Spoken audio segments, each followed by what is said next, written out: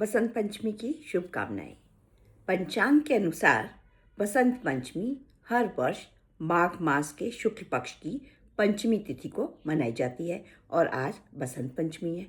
हिंदू धर्म में बसंत पंचमी को विद्या, विवेक और नई शुरुआत का पर्व माना जाता है। इस दिन माँ सरस्वती की पूजा का विधान है। देवी को उनके प्रिय भोग, फल और पीले वस्त्र अर्पित करने में विशेष फल मिलता है। बसंत पंचमी के दिन पूजा करने से ज्ञान का मार्ग खुलता है, रचनात्मकता, सृजनात्मकता बढ़ती है।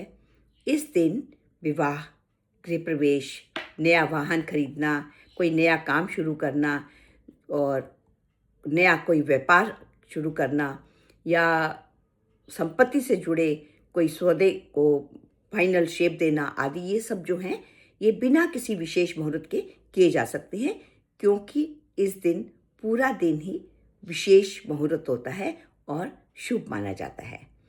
इस वर्ष विशेष रूप से कई दुर्लभ संयोगों का निर्माण हो रहा है। इन योगों में नकारात्मकता ऊर्जा का प्रभाव कम होता है, सकारात्मकता बढ़ती है, मान सम्मान पद प्रतिष्ठा में वृद्धि होती है।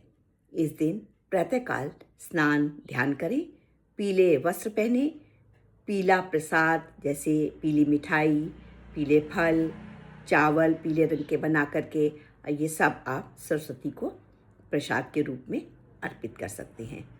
माँ की प्रतिमा को भी पीले वस्त्र पर स्थापित करें और उनकी पूजा करें व प्रसाद चढ़ाएं।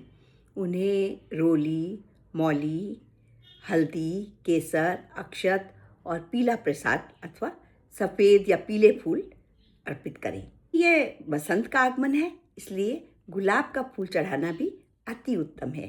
पूजा स्थल पर पुस्तकों व वाद्य यंत्रों को रखना, उनकी पूजा करना, उनसे माँ से आशीर्वाद लेना, बच्चों को भी उनकी पूजा के लिए प्रेरित करना आदि अति उत्तम है। इस दिन भगवान विष्णु व कामदेवी की भी पूजा की जाती है।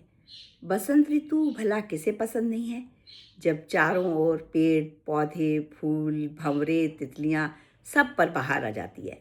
इस ऋतु के आगमन पर सब झूम रहे होते हैं।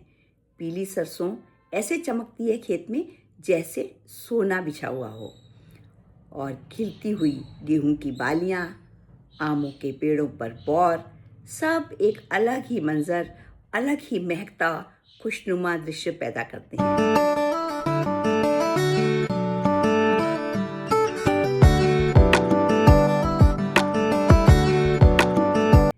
चलिए अब सुनते हैं बसंत पंचमी की कथा।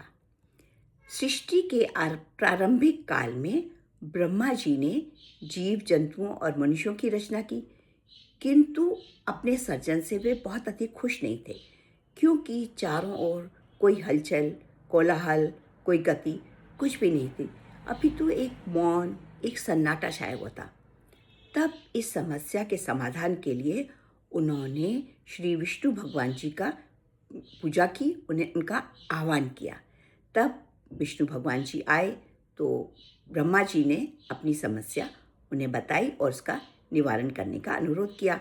उनकी समस्या जानकर भगवान विष्णु ने आदि शक्ति दुर्गा माता का आह्वान किया। माँ भगवती तुरंत ही वहाँ प्रकट हो गई। तब ब्रह्मा जी ने और भगवान विष्णु ने दोनों ने ही उन्हें अपनी इस समस्या से अवगत कराया और इसका निवारण करने की प्रार्थना की। उसी क्षण माँ दुर्गा के शरीर से श्वेत रंग का तेज उत्पन्न हुआ, जो एक दिव्य नारी के रूप में परिवर्तित हो गया। यह सुंदर तेजमयी चतुर्भुजी नारी कोई और नहीं अपितु माँ सरस्वती थी। इनके एक हाथ में वीणा, एक हाथ में पुस्तक, एक हाथ में माला और एक हाथ की मुद्रा वर मुद्रा के रूप में ये प्रस्तुत हुई। प्रकट होते ही माँ सरस्वती ने वीणा का मधुर नाद किया, जिससे समस्त प्राणियों को वाणी प्राप्त हो गई।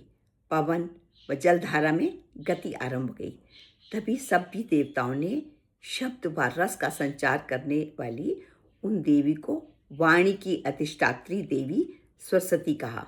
फिर आदिशक्ति माँ भगवती ने ब्रह्मा जी से कहा, यह सरस्वती आपकी पत्नी बनेगी। जैसे माँ लक्ष्मी विष्णु भगवान की, माँ पार्वती महादेव की शक्ति है, उसी प्रकार यह देवी आपकी शक्ति के रूप में स्थापित होगी और सृष्टि संचालन में आपकी मदद करेगी। माँ सरस्वती को बागेश्वरी, भगवती, शारदा, वीणावादिनी व वाग्देवी आदि नामों से पुकारा जाता है। ये विद्या, बुद्धि और विवेक की देवी तो है ही, परंतु संगीत की उत्पत्ति करने के कारण ये संगीत की देवी भी कहलाती हैं। आइए सच्चे मन से देवी की पूजा करें और उनका आशीर्वाद लें और बसंत पंचमी को एक उत्सव के रूप में मनाएं।